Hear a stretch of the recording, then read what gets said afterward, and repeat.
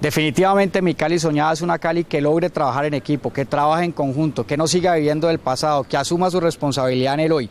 Una Cali que preste unos servicios públicos eficientes, un servicio de transporte de cara al ciudadano, una Cali que genere ingresos y oportunidades, una Cali más igual, que genere respeto por la diferencia. Definitivamente. Definitivamente.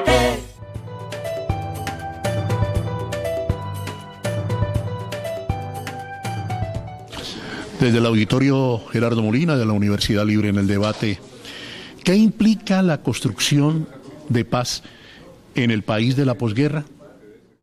Yo siempre he creído que uno de los más grandes errores que se han cometido en la etapa actual es dividir artificialmente la sociedad colombiana entre amigos y enemigos de la paz. Y esa es una división artificial porque realmente no existe. Aquí el anhelo de paz, los deseos de paz es colectivo, es compartido prácticamente por la totalidad de los colombianos.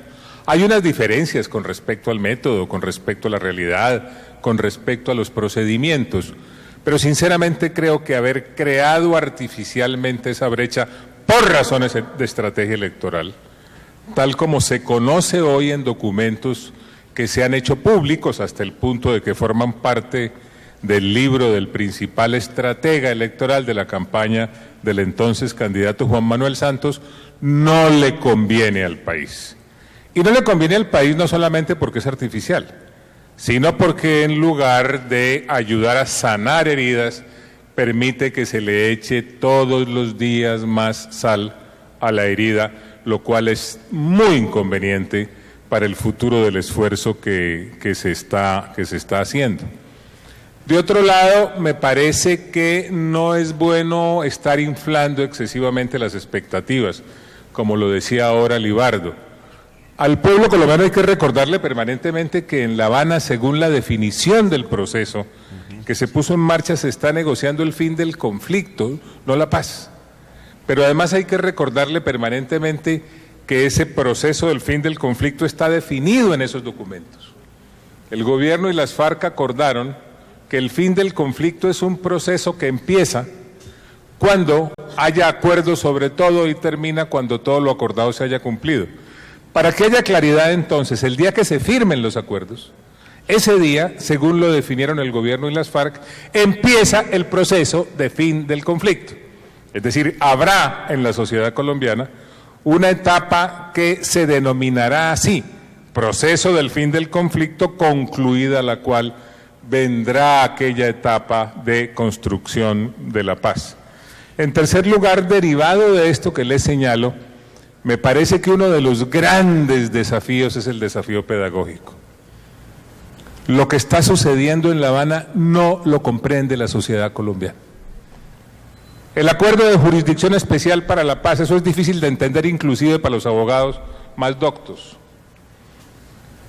El acuerdo en materia de desarrollo rural integral, que se supone trata solamente materias de índole rural, la verdad es que incursiona en muchos más aspectos de la vida colombiana, en descentralización, en planificación, en organización sectorial, toca lo que tiene que ver con la democracia local, puede derogar, de hecho, el voto programático. Lo que tiene que ver con la participación política tiene una cantidad de aspectos, unos tradicionales, otros novedosos, lo que tiene que ver con la lucha contra el problema mundial de la droga. Con esto lo que quiero señalar es que el desafío pedagógico que en este momento se enfrenta en el país es de una magnitud tal que yo, en distintas instituciones educativas de los más diversos niveles, he planteado la necesidad de una coalición pedagógica para enseñar en qué consisten los acuerdos que se están haciendo entre el gobierno y las FARC. No quiero extenderme mucho en este punto, hago solamente estos énfasis porque me parecen que son fundamentales para el presente y para el futuro. Pero permítanme concluir señalando lo siguiente. Yo soy un convencido, lo digo en toda parte y quiero repetirlo ahora aquí por segunda vez. La manera de incorporar a la sociedad colombiana en el gran proceso pedagógico que se requiere con el propósito de construir las bases para que lo que se acuerde sea legítimo, sea sostenible y genere estabilidad institucional. Es mediante un acuerdo político y de Estado en relación con el mecanismo mediante el cual los colombianos deben pronunciarse en favor o en contra de los acuerdos. ¿Por qué lo señalo además? Porque históricamente la sociedad colombiana ha demostrado que cuando quiera que se convoca a la gente para tomar decisiones trascendentales, los mecanismos a los cuales se ha acudido se han diseñado mediante grandes acuerdos políticos. Eso sucedió con el plebiscito del 57 y eso sucedió en 1990. Uno y otro contexto tenían que ver con la búsqueda de la paz y finalmente, en el propósito de buscar el pronunciamiento de los colombianos, se hicieron grandes acuerdos políticos con ese propósito. No olvidemos que la Constitución que hoy nos rige es consecuencia de las deliberaciones en la Asamblea Nacional Constituyente, que no existía cuando se convocó como el mecanismo institucionalmente establecido para reformar la Carta Fundamental. Hago este énfasis porque lo uno está vinculado con lo otro.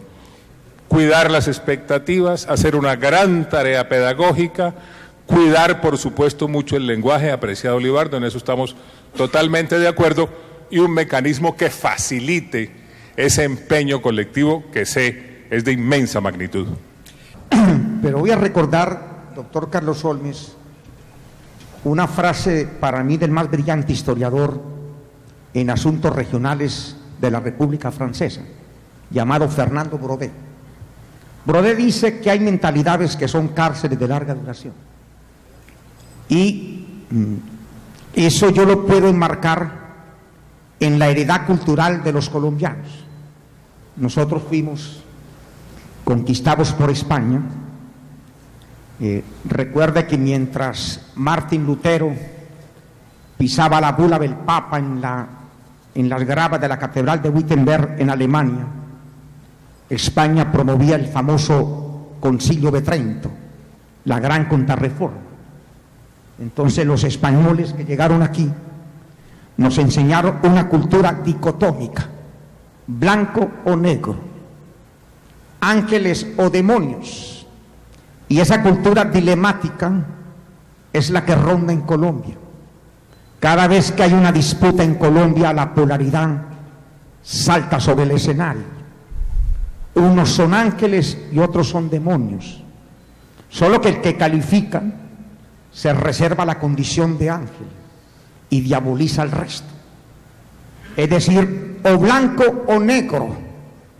Ahora se vierte en la traducción amigo-enemigo, como en el Testimonio Nuevo o Testamento Nuevo, el que no está conmigo está contra mí. Y un poeta francés, esta cosa mía con los franceses, por Dios, un poeta francés llamado Verlaine, el poeta maldito, dijo: nunca los colores, siempre los matices. El espectro político del país no ha aprendido realmente a matizar.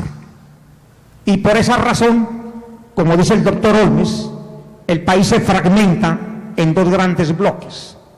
Y un bloque termina negando al otro bloque. Y ese es el origen, no solamente de la cadena de las violencias, sino el origen de la guerra. Definitivamente, si quieres la paz, realiza hechos sencillos de paz: el amor, el saludo, la comprensión, el perdón, la convivencia, las buenas relaciones, la buena comunicación. Definitivamente.